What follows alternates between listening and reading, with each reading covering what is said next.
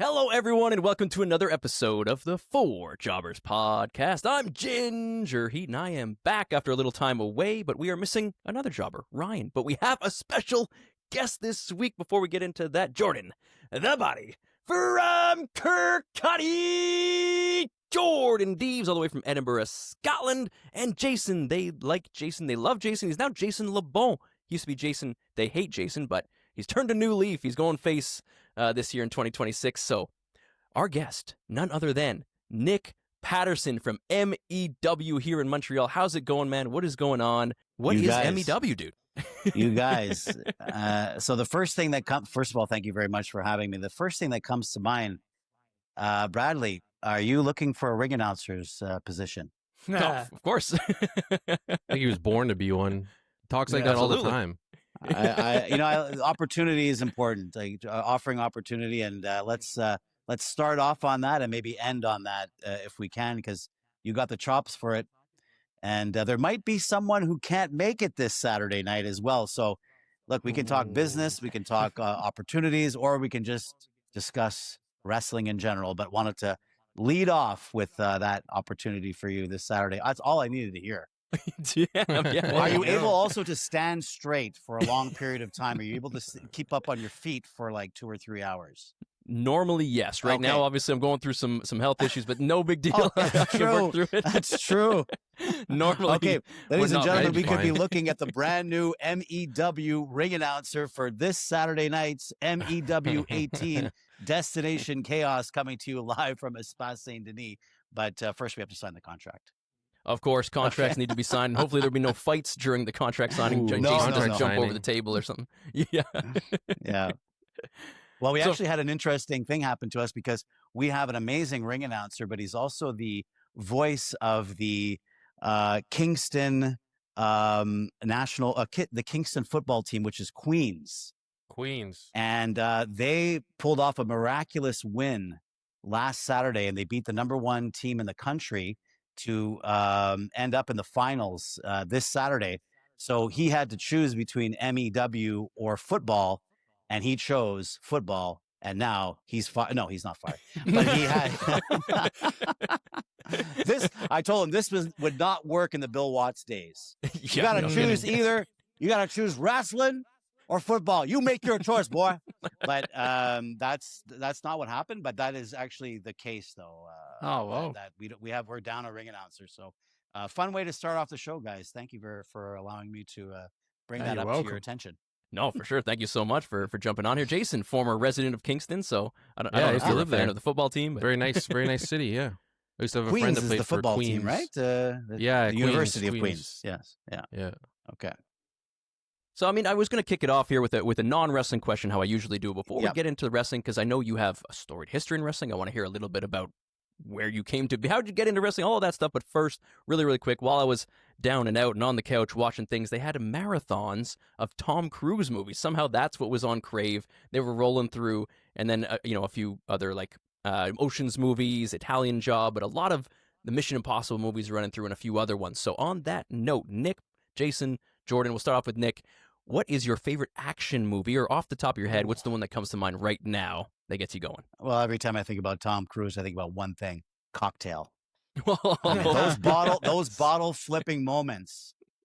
And we used to get into trouble with the parents back in elementary school. Don't touch the bottles, for God's sakes. So yeah, we had some bottle flipping problems in our childhood. Might have led to some drinking as well. But yes, Cocktail is a good movie. It holds up. Yeah, great shout. That's one that, it's a deep cut, because you think of Tom Cruise, especially now, there's a lot of things that come to mind, but that one, bringing it back up, I love it. He had an illustrious 1980s. The decade of the 1980s for Tom Cruise is pretty darn illustrious. And then, of course, after that, a storied action movie career. But if you want to get into the meat and bones of what started his career, that was a good one. Kind of a cheesy, but what wasn't cheesy in 1986, right? But that's what you need to know about him. He's not just an action star. He's a great storyteller, of course. So big time there. Jason, let's go to you, since you're the resident Tom Cruise expert.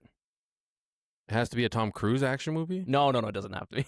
It's just I know you just binge watched all the Mission Impossibles recently. You've been talking about him, saying that Mission Impossible might be what the greatest action. I think it's the Franchise of all greatest time? action series of all time. Yeah, 100%. Like What? they're all really good. Like if you go through like past the first three when they got the same director, they're all like incredible movies. But I'm gonna go with like there's so many. Like that's the impressive part of it, and they're all pretty yeah. good. There's so Like, many, and none of them praise. are bad. Like maybe number two a little bit, but that's about it. Maybe, but none of them are bad. Out of like Maybe 9, two. that's pretty good, right? Like it's pretty good. Yeah, fair. I'm gonna go with the first one I remember loving, my first action movie that like got me into it. True Lies with Arnold Schwarzenegger. Yeah, I'm gonna go Nice. with that one. That's a very good one. And Jordan, looks like you're looking around. Are you going for a list here? What are you thinking? I'm trying to think. Like you asked Yeah, favorite action, right? That's tough. Like It could just be It's- off the top of the head. Like I was just the movies that I really liked watching last week: Italian Job, Ocean's 11, 12, 13, whatever. Because they're not the best films, but it's just really easy to watch, really easy to consume. oh, so. Ocean's not really an action movie, is it? It's like a No, it's more of a thriller and whatever. Yeah, but 'cause it I was think- part of that marathon. I'm not really into like watch like action for the sake of action. You know, it's not my kind of thing. But if you ask me what's my favorite action thriller, we'll go with that, right? Sure. So I can twist the question a little bit. I'll throw in The Usual Suspects. I'd say that's an action film, right? Damn. All right. Usual Yeah, that's a- Suspects. Mm. You don't know that one, Jay? I've heard of it. I don't know if I've It's seen it. it might be up there with one of my favorite films of all time. With someone who he's not been cancelled as such, but there's definitely less work for one of the main actors in there now. But He's doing very well at the resorts these days, guys. So don't I put him down. I Don't can worry about him. imagine. I can imagine. Yeah. Oh, that's Spacey, right? Antigua, Barbados. The list goes on and on. Oh, yeah, Tough life. yeah. Must be difficult, right? But Well, let's get. Yeah, I mean, let's get back into the wrestling. Don't want to drone on the movie thing too much. How did you get into wrestling? I like starting there, right? Like, did you have a favorite growing up? What's your memories from childhood for wrestling? This is the part of the show where everybody just stops watching. Nobody wants to hear my story, but thank you Really? very much for asking. We do. We really appreciate We could do that. that on No, one-on-one I with the understand. ginger one if you'd prefer. Like, going to depth. Okay. Well, so I grew up in Santa Cruz, California, as a kid in the 1980s, and WWF was king. I was 6 years old, and I turned on the television, and my favorite wrestler, who became my favorite wrestler, Roddy Piper, was shaving smart. a small child's head with a clipper. And I screamed at the top of my lungs, "Mommy, mommy, there's a little boy being beaten up on television." And my mom came running in. And it was at that moment that my mother smartened me up to the business. That's not a little kid. That's a midget. That's the Haiti kid. You don't know him? She was actually much nicer than that. But so I got smartened up at a young age. But my first thing that I ever watched was that in wrestling. So that's like, Right. Pure abuse. Yeah. Nothing to do with inside the squared circle. And it was a great moment. I mean, Cowboy Bob Orton wrapping him to the chair, and Piper pulls out the clippers, and I mean, it was pretty dramatic, right? So that's where it started, and that's where it began, and where things started was right out of high school. I there was no gray area from grade 9 to grade 11. I told everybody that I knew that I was going to start a wrestling company right out of high school, and I did. And my parents didn't like it. No, they were very supportive. They were very supportive. So that's exactly what happened. So I've been doing wrestling since 1999. Cool. I've been involved in the business since 1999, with a few years off in between from then and now. We just started doing shows. There's something that I like to explain to people who are younger, coming up in any part of the entertainment business, and that is just make the gig. Don't wait for someone to hire you, just make the gig, just do it yourself. Just like you guys are doing your podcast, same thing, same mentality. It's super important. And that's the way I've always been. Yes, I would love to get hired by, a big company, but I can do it by myself. I can do it on my own. I could, collaborate with wonderful people and put on an amazing show. And that's the history of myself in wrestling, is just making the gig. It's bold, I think, coming out of high school, right? Because I know for me, coming out of that kind of time, I was a huge wrestling fan growing up. Like, a couple of mates from school were really into it, but it's, difficult when you're trying to convince your pals, hey, convince your parents to come round to my house at 1 a.m. so that we can watch WWF at the time. It's a That's difficult also true, sell, right? It was hard for us. But yeah, like coming out of like high school, telling people, hey, I'm a wrestling fan. And I would love to be involved in our, the wrestling business, the wrestling world when I'm older. That was kind of typically met with, what? Are you a freak? What's going on here? Like, how was that for you? It was like, I imagine it's maybe quite different in the States or in Canada as well. Like how that's kind of perceived. But for me, it was always met with, you're a bit odd. How was that? Well, I was very lucky to have two older brothers who paved their own way artistically, and I had no qualms about being a little bit different and choosing professional wrestling. My oldest brother Mark is a writer, and my other brother Mike is a comedian, entertainer, actor, wrestler, and it was only fitting that I chose professional wrestling at that time as my main source of as a vocation or trying to start a business or whatnot. That's what I did. So I really had a lot of support from when you have two older brothers that are artists, it helps out a lot. Maybe you guys have parents or older brothers that or sisters that supported you, and that's exactly what happened with me. So I was very lucky. I was allowed to do whatever I wanted, basically. I was the youngest, so my parents had given up by that time. Could have done anything. He's going to do whatever he wants.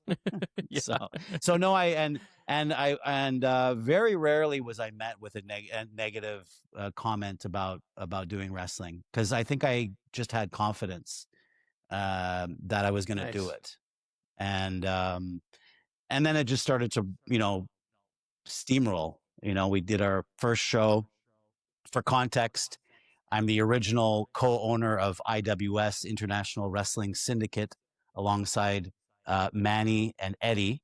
And so we were the original owners of this company. And that's the company that I started out of high school with those two. I met Manny first. Oh, wow. Then we met Eddie about maybe 6 months later. And then about 2 or 3 months after that, in 1999, we did our first show at Wally's Pub in downtown Montreal on de Maisonneuve, which is now a very jet set nightclub that escapes my mind. Sorry, it'll come back to me. But in any case, that's where we did our first show. It was in a basement bar with 4 pillars and ropes that were tied to the pillars and gym mats.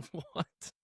Wait, who meets Eddie and Manny and thinks I want to go into business with these guys? Let's go into business. There's no way.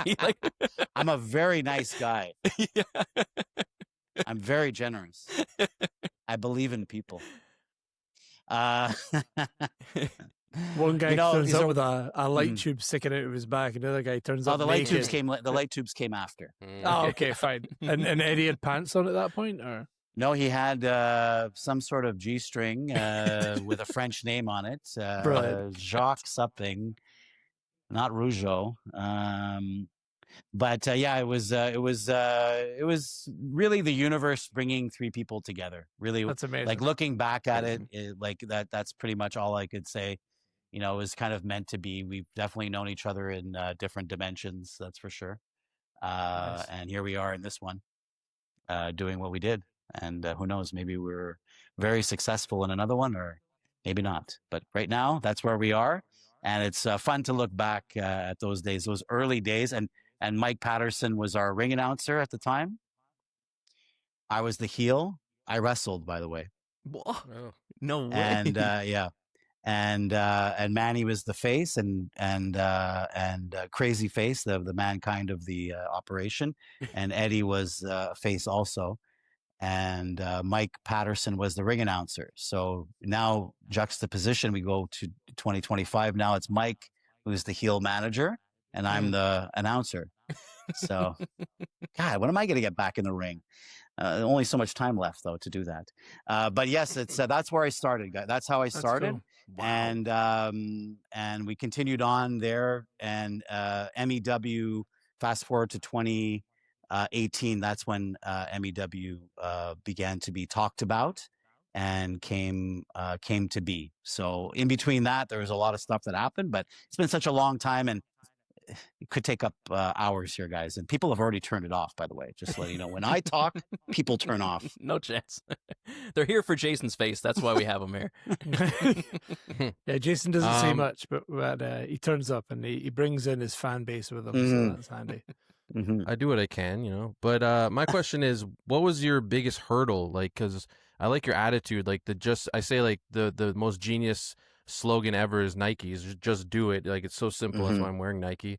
It's so simple, but it's so obvious. And if you ever think like twice, just do it. That's it. And that's what it seems like you do. So what was your biggest hurdle in actually making everything come to fruition instead of just having the idea, you know? Like, what was the hardest thing to start a wrestling company? I guess the hardest thing was also the biggest gift.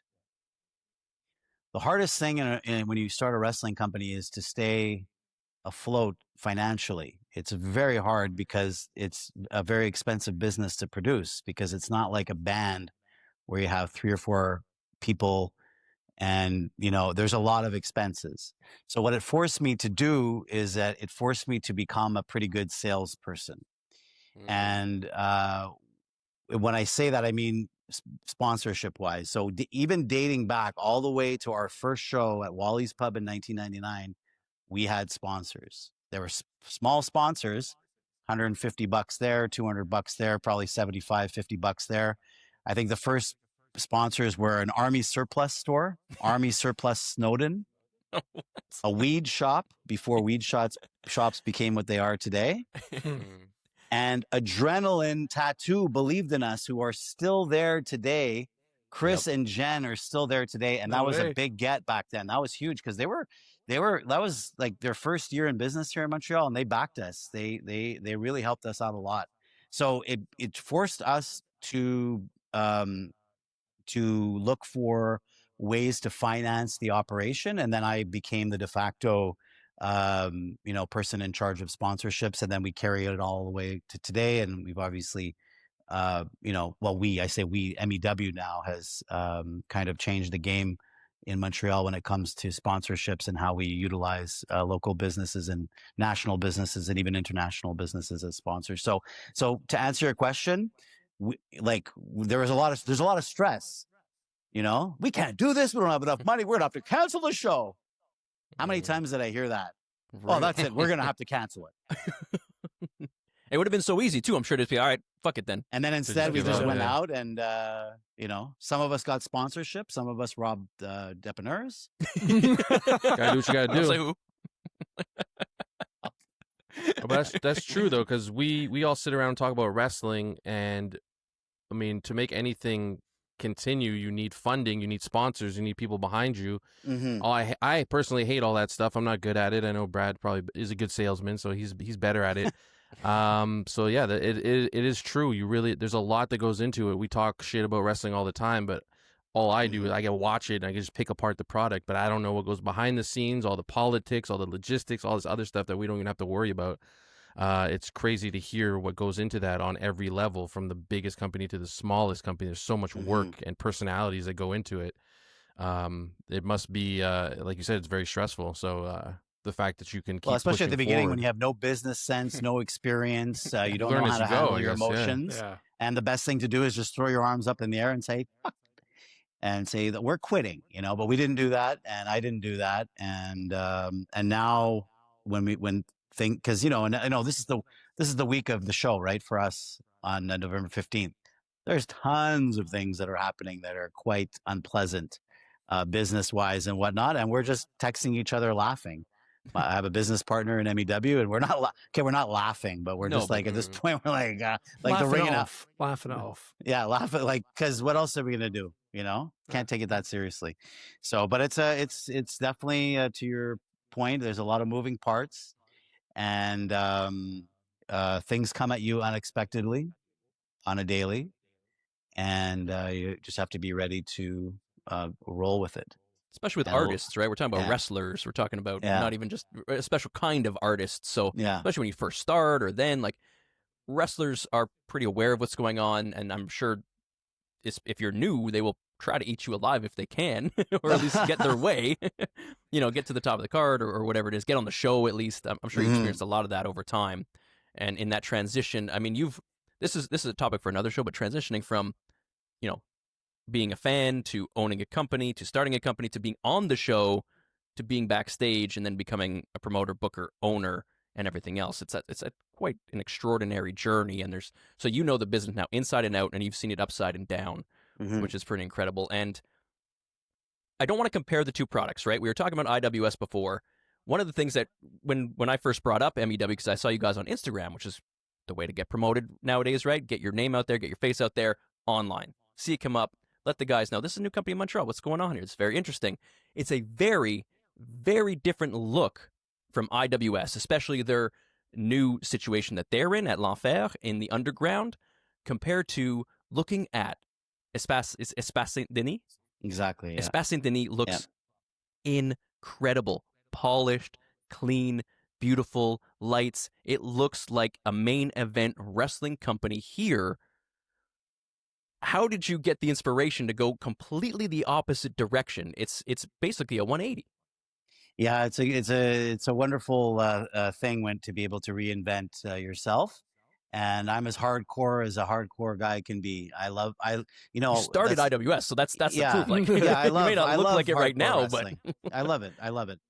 But I love a lot of other types of wrestling. I love the 1980s. I love the mid 80s. And when MEW started, that was kind of the concept was to have that product that's available to everyone, because I think it's important to have inclusion for everyone, including, you know, having an all ages show is important too, right? You want to have a product that parents can bring their kids to, and kids can say, hey, can I bring my friend this time? And then, you know, that's how a crowd base grows.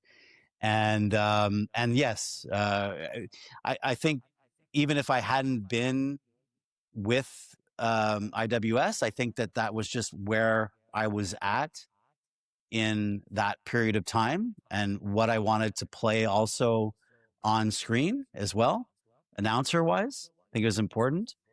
And the other part was really trying to entice those who might have watched wrestling during the Attitude Era and say, yes, you can come back.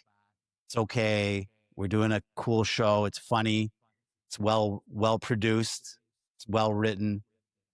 And you can go home and be like, that was a good, you know, Saturday night, and not like a waste of my intelligence and possibly health.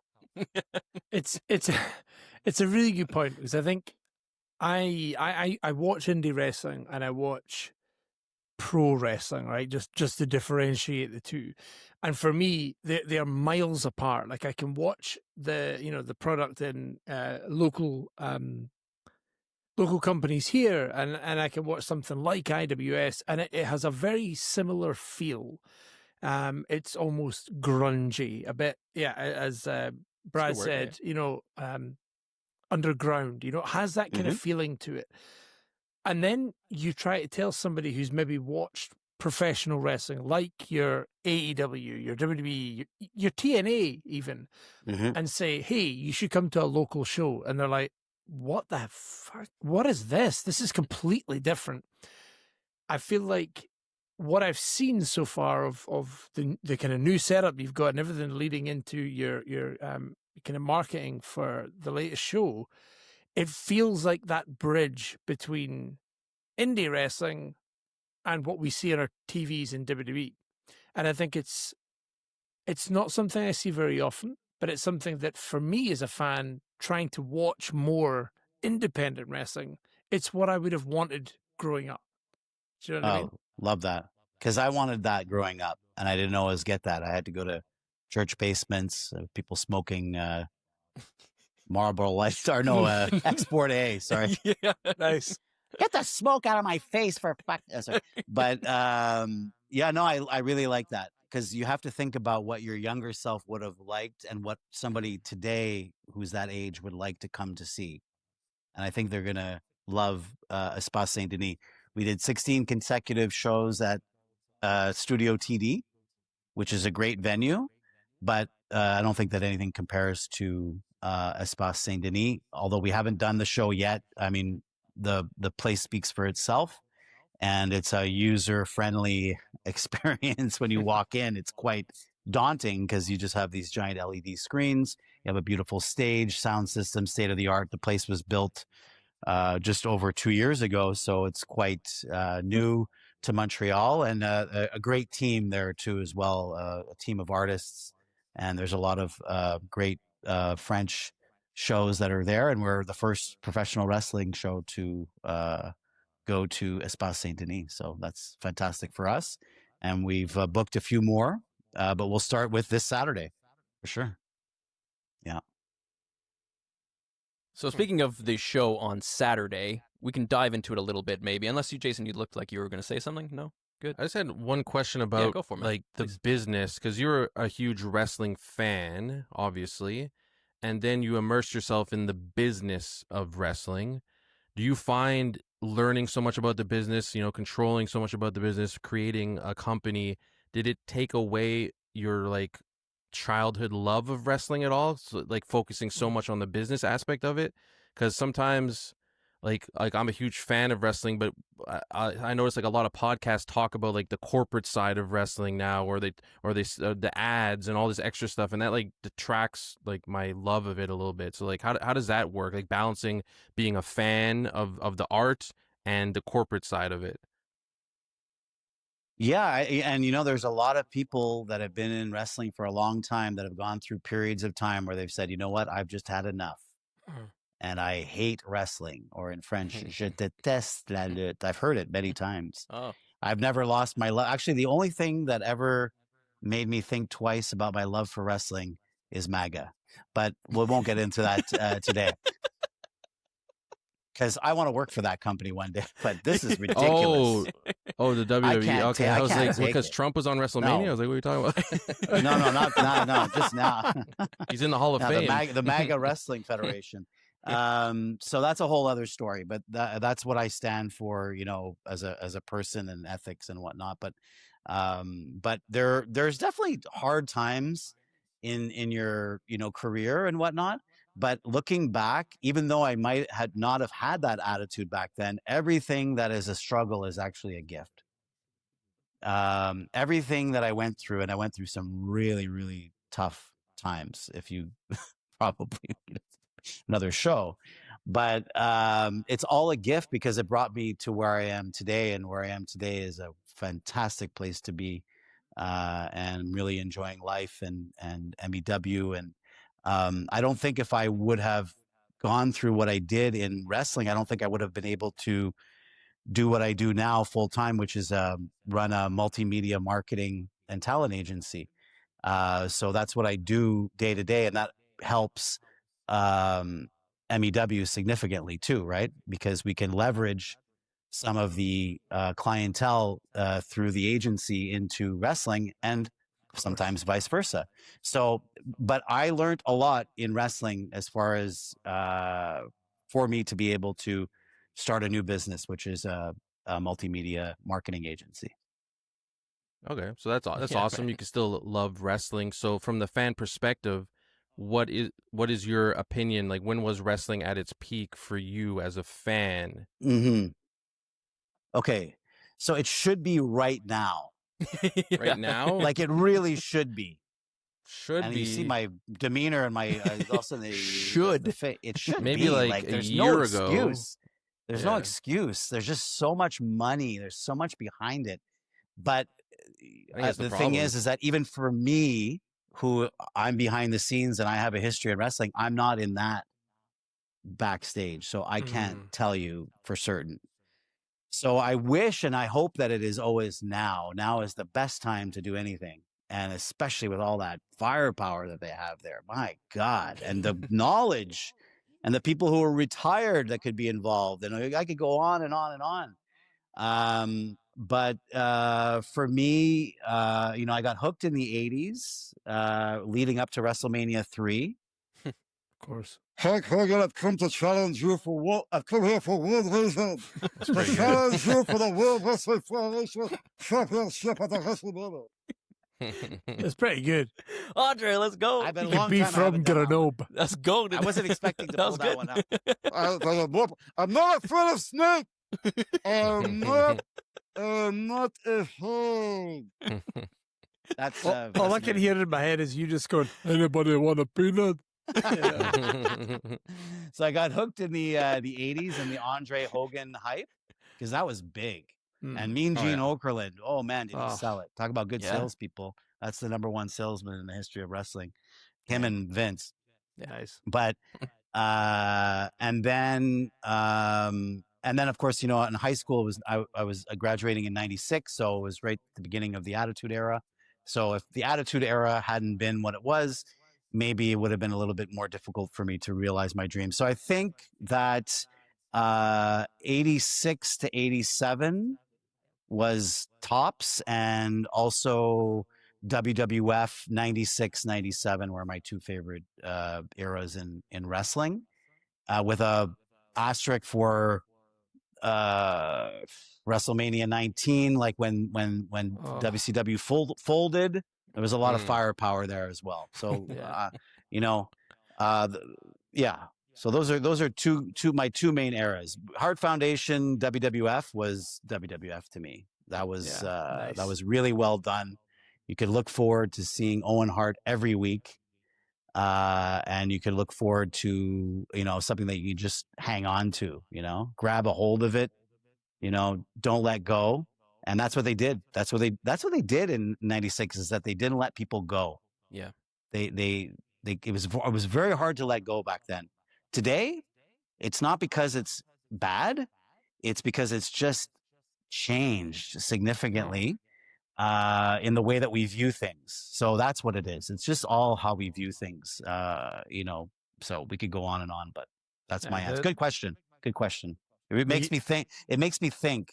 And it comes back to love too, right? Because I love those eras, and doing the show on Saturday, those are the things that I think about to get myself in a good frame of mind. So yeah, it's funny. Yeah, I think people always jump to the Attitude Era, but I think I might say the Bloodline era. I don't know. I really love that era. Like, that's your new favorite era. For me, it's I remember the moments, I remember the promos, the character work, all that is what draws me to wrestling. Obviously the in-ring work is incredible and you need it as well, but it's always been the characters. That's why I always defend Goldberg and everyone clowns on me, but Goldberg was an incredible character, and the minute he entered the building, he had your attention, and I'll never forget that. Definitely. Aura. Yeah, I would use that word too, but it's been bastardized too much, so I don't use it as well. And fair. And Bloodline, because it was the first time in a long time that they had done something like that. Yeah. Oh, and they knocked it out of the park. Yeah, like it was just you had to watch every week. And like it had me, and I was watching, at that point. The world wants short form media more than anything else. That's the biggest thing. Like, the biggest change from then to now for me is it's not about I need to tune in next week to see what the continuation of this story is, but I need to tune in next week to see what they do next. It's not necessarily that it's part of the same story. It's just I enjoyed it this week because of what they did, so I'll watch next week to see what they do next time. Whereas back then it was, I need to tune in next week because this story keeps going and evolving and becoming something else. And that's, I think I speak for at least us 3 jobbers at least, that's the kind of content we love. That's what we want. We want story. We want something that brings me back in. And right now, with the world of TikTok and Reels and all of that nonsense that I am definitely not a part of for the most part. It's 10, 15 seconds of content that's just, that grabbed me. And then you fade away. And then another thing that grabs your attention. And another thing. The world's got ADHD. That's why. So keep being you. Keep doing you. We need people like you. Without you, we can't have all of the 10 to 15 second craziness. We need to stay grounded. You heard it here first. Nick Patterson says Jordan we will need more save us. drunken Scotsmen. Save us, I'm Jordan. okay with it. Like 100%. Y2J. Yeah. So let's talk a little bit about I have the a good question. Oh, no, keep Sorry, going, just Jay, a quick please. question. Yeah, awesome. Yeah. Love Speaking of being yourself and not conforming to what everyone else is doing, a lot of people are doing reaction content to WWE or what have you. They'll just put the clip on and they'll sit there and they'll be like, Yeah. or they'll be like, whoa, and then they'll get so many views. And initially I hated it so much, like at my core. But then I started to come around a bit because I noticed our numbers were going down and those numbers were pretty high. So maybe I should do it myself. But I think there's ways you could do it. I mean, being true to yourself, like maybe commentating more instead of just like faking reactions or whatnot. But how do you feel about that kind of content? And if, like, let's say there's a lot of uprising of people reacting, obviously it would be cool for your company, but to your wrestling company, just like reaction content, like uploading your matches fully, but just with their face over it, making like a reaction of some sort. Okay. So it used to be cool to start your own thing, to try to do what everybody else is not doing. That was cool. That was what cool was when I was growing up.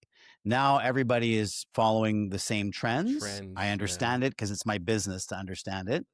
But in wrestling, it can only take you so far. But I think I think it's really comes down to who's behind the microphone and and the production of the content. I think you guys would be very successful to continue because you come from a real place. I know we just met, but you're very real. You know, it's not real, but like fake reactions. They know they're following a trend. They're very good at following trends. That's what a lot of people do online in wrestling reaction related content. So all power to them. But for how long? I watched some of them a few times. I don't know any of their names. But now when I see them at unless there's like a breaking story or something, I won't really tune into that. Find it gets monotonous after a while. And I encourage everybody in the content world to try doing your own thing. Even if it falls flat, at least you're trying, and then one day you're going to come up with a trend rather than following it.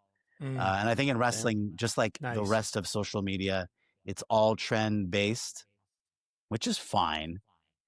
Because, you have to do what you have to do sometimes to, and then there's laziness as well, but yeah, you guys should do it. I want to see what you guys do next with that. Try to do it in your own way and see how people react to it. And then if you have good people behind the microphone, and when I say good people, not everybody can be my age, and have my experience. Let's give an opportunity to young people to try to be themselves, and I'm cool with that too, because I was 21 with no experience at one point. I was 25 with a bit of experience at one point, and nobody really told me like, "Hey, sit down, brother." But so I don't want to be that guy. I don't want to be that guy. I could. It's easy for me to, but I don't need to be. And, feels good sometimes. Much better not to, but yeah, it certainly does. No, sometimes it feels good to let it go, like a heel promo. Trauma. It's all. But trauma. I don't want to be that person either. That's why, I notice I was watching these people react, and I'm like, do I even like wrestling? Because I'm not freaking out like this when I watch Raw. Like, what's going on here? But it's a different era. It's just a different. It's just something new. It's so different. Okay. It's not just it's everything. It's not just wrestling. Yeah. It's okay. They get. I talk to a lot of younger people in wrestling, and they get it. They all watch the old stuff too, which is like kind of crazy to me that they know they weren't even born and they know like everything about the NWO and the Heart Foundation and even into the 80s and stuff. Crazy. because they're watching it. It's YouTube and they're TikTok. They're going down rabbit holes and It should be obvious, but when it comes out of them, it's still like, oh, like, damn, do you know the wrestler London Lightning? No. From in MEW, like he's probably 23 and just is like so affluent with just wrestling history. So there's a lot of younger wrestlers that are really taking the time. Yeah, sure. And some don't, and that's okay. But some people just some people have the mind for it, and some people don't. And there's a few that I went back and watched like Stan Hansen matches and like black and white like Stu Hart match. Like I want to go back and see what it was like at the very beginning. Like that's just the way I am. When I want to learn about something, I need to go see the beginning of it and chronologically go through it. And it costs you a nickel. That's part of your love for Cornette, right, Jay? I mean, Cornette's Jim Cornette is my. How do you feel about Jim Cornette? It's a genius, for God's sakes. 100%. Put him on every television show. Put him on every wrestling program. He's very angry and he craps on the new stuff all the time. But I still love him because he's not wrong. It's okay. It's okay. I think he should be the general manager of all wrestling. That would be amazing. A good gimmick. I don't need one company. I mean, he cuts incredible promos on his podcast every week, more than most people can do. I mean, look, he's in a fine place himself too. He doesn't like to travel, and he doesn't like to get shipped all over the country. He's a nervous flyer. Doesn't look like one, right? I didn't. He's a nervous flyer. He's just a nervous guy, and he's very happy in it where he's at. But man, are we missing out on something to have? Like he would insert him in right now. Oh, I'd just tune in every week until he was fired. I hated him as a kid too. I didn't like Camp Cornette or any of that stuff. But I guess I wasn't supposed to as a kid, right? So yeah, exactly. I didn't like him as a kid either. I hated him. I was like, stupid tennis racket. I hate this guy. No, I didn't know. That was what it's all about. That was what it's all about. Like there was pure hate. Respect him. He's the worst. Hate is the right word to use. He was hated because now I love him, and it's a thin line. So that's why. In those days I wasn't tuning in to see Camp Cornette. That's so funny. But they were definitely part of Yokozuna, Owen Hart, British Bulldog, and Vader. And Vader. Well, Vader. Yeah. They did him dirty. All these big name guys, I didn't realize how dirty they were done when I was a kid. I'm like, who are these losers? Like Vader. he was an incredible star, and they just did nothing. We didn't know. They come into WWF and they get booked a certain way, and you're like, who is this guy? The one they rushed that one because he was overweight and injured, and they inserted him into the Royal Rumble in '96, and he wasn't ready. And then it didn't work. It didn't work out for him. So unfortunately, Von Erich came in. I didn't know who he was. One leg and stuff one like leg. That. I was like, he was wrestling with one leg, but no one knew. No one knew. Crazy. Anything goes. That's WWF in the 80s and 90s. Anything goes. Yeah. So Nick, talk to us about the event on Saturday. The one that, unfortunately, as we've already discovered, I will not be attending because flights to Canada are slightly more expensive than a bus fare into town. But talk to us about that. We're Destination Chaos. Yeah, we're very excited. Yeah. So the main thing that's happening right now is that the universe is aligning like never before because as you may have heard, Yane Harrison was signed to a WWE ID contract just a few days ago. Yes. Great. And Yane has been a cornerstone of MEW for 4 years. So he started as a security agent for us at a show at MTELUS. No way. 4 years ago. I went to go see I rarely, especially at that time, went to go see indie shows in this case, it was probably a church basement, I think, in Saint-Jean-sur-Richelieu. There was maybe 50 people in the crowd, but I was invited to go for something else. But while I was there, I was in the crowd watching, and I saw that there was 16 people in the crowd who all had signs that said Harrison on it. And I'm like, who the heck is Harrison in Saint-Jean-sur-Richelieu, Quebec? Yeah. I know there's not a lot of Harrisons. There's a lot of Tremblays. Yes. There's not a lot of Harrisons. So anyways, this kid comes out. He's 6'4", 6'5". He's a bit skinny, but he's got long hair. And the crowd's screaming and hollering and yelling. And I'm like, this is a freaking baby face. This is great. Right. He looked like, to me, what Sexton Hardcastle looked like. Nice. The Edge. First Not a bad Edge. comparison. Yeah. That's Crazy. the first thing that came to mind was Edge. And I was like, Edge was and I met stud. Edge at a young age. I met Edge in his first WWE year. And it's so amazing to look back. But so so I watched the show. I got through it. There was like 14 matches. What? It's like a Muay Thai event, not a wrestling event. And then I waited for afterwards, and like people were like, "What are you waiting for?" I got to talk to this Yane Harrison kid. And he came out and he was with his girlfriend, and he was super chill and super calm. And at that point, he was probably like 18 or 19 years old, and he was just like educated in how to talk and act in the wrestling business well beyond his years. And here we are. So I said, hey, Yane, we're doing a show in a few weeks. Why don't you come by? We need some security agents, because an indie show always needs security agents. People need to get flopped around. Of course. So that's what happened. And his first match that his first show that he was involved in, he got flipped and flopped around by his opponent this Saturday night, El Chato, the MEW champion. So it all comes full circle. Nice. Crazy.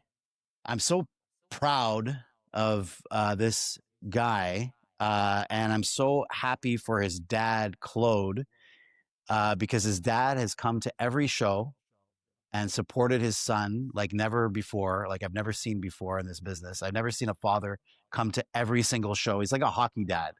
And he supports MEW too. He refuses to be allowed in with a free ticket. He pays every time. Wow. He's that type of guy. Like I'm always going off on Claude, but it's important to have a dad like that. And look where he is now at 22 years old, signed just last week. He's, he doesn't have all the answers, but he's quite certainly well beyond and far ahead of his age. That's for sure. So I'm so proud of him. Nice. And he went for the championship against Fulton, who was our champion at the time. Everyone thought that he was going to take it home at that point, because he was red hot at that point, and the fans wanted it. He was a baby face, local. Kids love him, girls love him, guys love him, everybody loves him, and he just lost. He just lost. And now he's fought all the way back, and he's in the main event of the biggest show that we've ever done in the same week that he signed with WWE. So I think we're in good shape for excitement this Saturday, just for the main event. I mean, that's the main event alone. You boys are going to have a good time in attendance there for sure. I'm very jealous. I won't lie. Hell yeah. Obviously, the card is stacked up and down. There's faces from all over Canada, and then there's a few special guests as well, Luigi and a few others. So yeah, it's going to be a pretty crazy show. Luigi's going to be, I think it's going to be his third time back. It was supposed to be a one-off. Yeah. But we just, every time we do a show and we're like, what should we do with Luigi? And then some pizza company just gets involved and pays for the whole thing. So we can't say no. Let's go. You can't say no.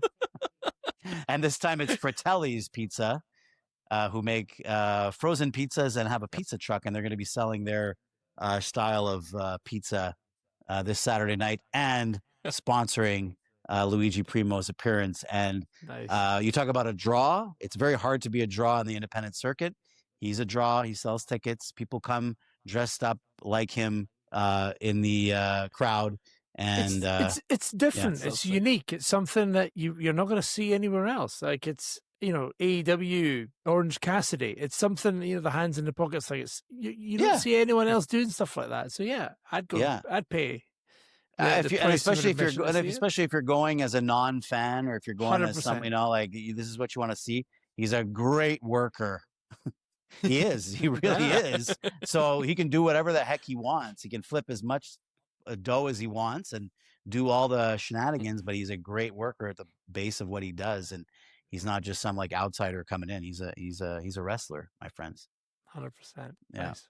So Luigi teaming up with the Triple X Sex Express Sexy Eddie. It's not just Sexy Eddie. So whenever I say Sexy Eddie's name, it's the Triple X Sex Express Sexy Eddie. I find that so wonderful. Connoisseur of smoked meat. Yes, just his that's own. for sure. 100%. Yes, he was made for that role. Yeah. He bit into it, and he's always coming back for more. And I think he's ran out of gift certificates already. Can I get another one? Sure. I sent my buddy over. He has a coffee company, our friend Raj. And so Eddie was doing the hot sauces, right? And he wanted a coffee to be a part of one of the hot sauces. I said, Raj, this is a great opportunity. Go meet him. They both have the same style of talking. And so when they apparently the conversation on the porch lasted like hours and hours and went down every different direction you could go. And he called me after. He's like, bro, I couldn't get away. We were just talking, and we started talking about something else, and then something else, and then something else. I was like, you met your match, finally. Nice. And are they now utilizing Sexy Eddie as a ambassador for this?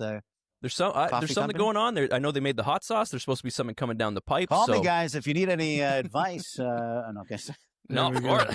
Get it going. Hey, plug it. Get my hands involved. Please. No.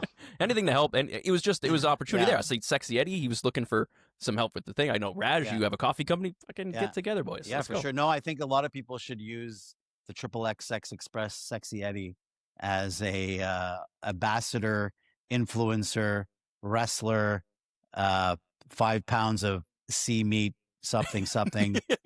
And he's really good. And, it's funny, when we did that Lester's Deli content shoot, it was all filmed by people that didn't know anything about wrestling, and they're really? content people. And they're like, where did you find this guy? This guy's so fucking amazing. Really? And, excuse my language, but Let's go. so No, you that's can swear. exactly You can what swear on the show. It's Okay. So they were like, this guy, I wish we had him every week. Everybody else is so boring. I'm like, yeah, it's Sexy Eddie. I started with him, bro. I started with him. Me, I've known him for 25, 30 years now. So Nice. that type of thing. So, but he Cool. he does really well. He's just continued to impress, and we can't have an MEW show without Sexy Eddie. That's for sure. There's no way. If he's in town, he's booked. Booked for life. I love it. Yeah. I love Great it. Man, guy. we have kept this going for quite a while. I told you maybe we get a tight 30 in here. We've kept it going, which is amazing. Thank you so much for giving us so much time. Jason or Jordan, do you have any more questions here? We can keep it going a little bit if you have the time. I know that Nick has another interview coming up, so I didn't want to keep him too long. Of course. I think the only other question that typically needs to be asked on the Four Jobbers podcast, of course, to any guest that comes here, we need to understand, who is your favorite jobber in the world of wrestling? Everyone has a guy that just never quite got there, but for you, they were something special. For me, growing up, I grew up, watching a little bit of the Attitude Era and kind of pushing into the 2000-ish era. For me, Hurricane, Shane Helms, he was my ultimate jobber. I was a big superhero guy, so I loved that. And the fact that he was just always around he was comic, he was a great worker. He was perfect for me. So he got a big push, but then he became a jobber afterwards. Right, exactly. Okay, he did his job well. I'm. It's what you define That's as the a essence jobber. of a jobber. Thing, right? Someone who started with a push and then did his job well, putting other people over. Not That's a derogatory great. term on this show. Yeah. I just want to make that clear. Of course not. No. And Brad, that's your favorite's Bret Hart, your favorite jobber, right? Jobber. Oh, He put over Shawn Michaels at Survivor Series, didn't he? You have a Goldberg shirt under there, don't you? He's got a Goldberg Bret something Hart on him. job to Shawn Michaels. He jobbed My childhood, man. I have a shirt I've had a with traumatic the screw job on wrestling it. life, okay? Bret Hart, then Sami Zayn. Like I know been nothing tough. but pain. It's been tough. Yeah, no, Hurricane is a good one. I grew up in the era of jobbers, right? The 80s, or you'd see 5 jobbers a week. Yeah. Yeah. Jobber Renaissance. Ricky, Tucky. Going back and seeing some of those names is incredible. Dale, So good. Wolf. James Boner. In the ring to my right, from Pompano Beach, Florida, Sunny Beach. Who's That that? was a real L.A. job. Ram? That was Sunny Beach? Sunny Beach. Sunny Beach. Right. No Yeah. way.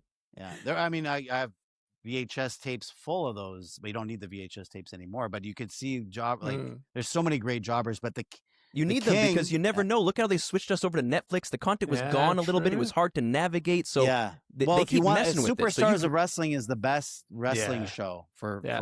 a lot of but because it's very funny yeah. Mm. to watch these everyday dudes who know how to work, kind of, and they just get mauled, and it's just an art form of selling that is so wonderful. But the king for me is from Hamilton, Ontario, Iron Mike Sharp. Mm. So Sharp? Iron Mike Yeah. Sharp. If you want to laugh, go and just YouTube a couple of Iron Mike Sharp matches. Great The show. best gimmick of all time is screaming through the entire match. The corner. Don't punch me in the face. Referee. 1, 2, 3. Like he just talked through, he screamed through the entire match. Mm. It was wonderful. I And he love had it. It's like yeah. There's like between him and Barry, I think Horowitz. Those are like the Barry goated Horowitz jobbers. is another one that's quite Because they had character, yes, even though the they were go-to. jobbers. They showed like character in Yeah. their, Oh, in they- their jobberness. I mean, look, they knew how to work. They came from Mhm. that. They came from that Bobby Eaton era of not touching your opponent basically and learning how to work. Yeah. In the safest way possible. But those guys, they just took punishment. They just took a lot of Yeah. punishment. So yeah, for me, it's Iron Mike Sharp. I Great call. encourage Great call. everyone to put that into YouTube and have a few laughs. He's quite the laugh. Okay, Man, and I Nick, guess thank like you so. Oh no, go. Jason, sorry, go. there's a quick one for me Sorry, on me. the My bad. other Yeah. side of things. Please. Who's your like goat? Who's your Ooh. for you personally? Who's your goat? Not objectively. Who's the goat of wrestling? Yeah. Well, they say you can't always get what you want. Me, I've always been able to get what I need. Nice. Jake Jesse the Snake. Ventura? Jake No. Nice.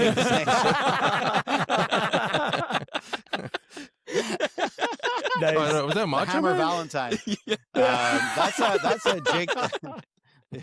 Jake the Snake. Oh, okay, Jake the Nice. Snake. Jake Oh, the you know Snake, what? Of course, yeah. That's I a love good- that answer. that's a He's good call. underrated, even though he is beloved, but he's definitely still underrated. 100%. Yeah. That's a and- All great people call. should go back and watch him.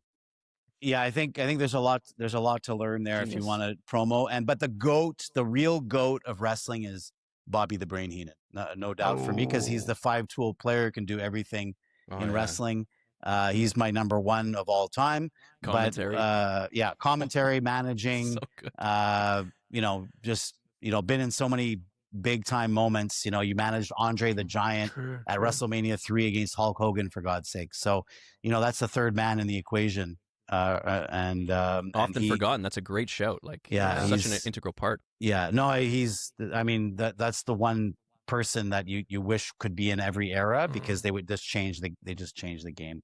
So yeah, so Jake is Jake's someone to watch. He's my goat in ring. I always said that my inspiration was really like quadruple. It was Jake, Randy, Rick, and Vince made me who I am today. And then Bobby the Brain Heenan is like the overlord of all of Pull all the of wrestling. strings and, like, He's yeah, the Darth nice. Vader or the just the overlord of everything. Love it. He's Love really real top guy for sure. Is But there any, guys, like, I got to tell you, this was really enjoyable to me. Good. I'd love to come back whenever you need anything, and of course, all MEW wrestlers except Yane Harrison are available at your disposal Sick. for Let's go. interviews. Yeah, why not? Let's do it. That'd be awesome. Absolutely. Yeah. We'll have a lot of fun, and looking forward to seeing you guys on Saturday. And thanks for the opportunity. It's a great podcast, and you guys do it well. And don't change a thing. Thank you very Yeah, much. thank you Appreciate so it. much, Thanks man. for That And coming be means on. the nice world. be nice to each other. That's gonna be Mm. key. Yeah. Maybe a kayfabe nice. Yeah. Yeah, there you go. Yeah. We'll see you out there on Saturday, of course, at Main Event Wrestling. You can follow them on Instagram. Everything's going to be down in the bottom. And please come out to the show and come say hi to us. Come say hello. We'll be there. We'll be sitting our butts in those seats watching this incredible content. And then we'll have some follow-up content after the show. So stay tuned at The Four Jobbers everywhere on social media. On behalf of these guys, we'll see you next freaking week. Peace.